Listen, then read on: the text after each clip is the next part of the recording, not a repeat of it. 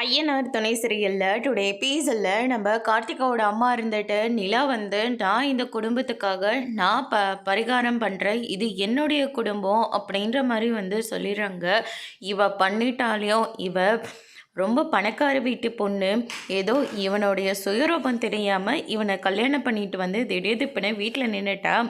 ஏதோ இவன் வந்து தங்கிட்டு இருக்கிறதுனால இந்த வீட்டில் பெண் தோஷம் இல்லாமலாம் இல்லை, பெண் தோஷம் இருக்குது அப்படின்ற மாதிரி வந்து சொல்லிடுறாங்க.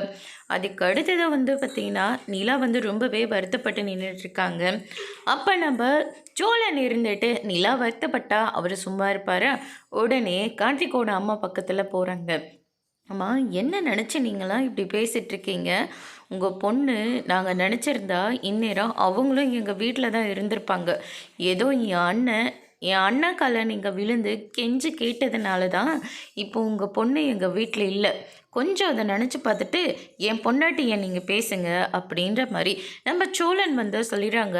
இதை கேட்ட உடனே கார்த்திகாவோட அம்மா பயங்கரமாக ஷாக் ஆகுறாங்க. பரிகாரம் முடியிற வரைக்கும் ஏதாவது பேசுனீங்க கோயிலுன்னு கூட பார்க்க மாட்டேன்.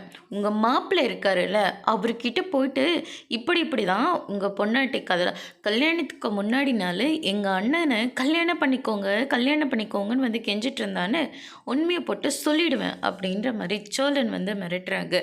எதுவுமே பேசாமல் நிலாவுக்கு ஹெல்ப் பண்ணுறதா சொல்கிறாங்க.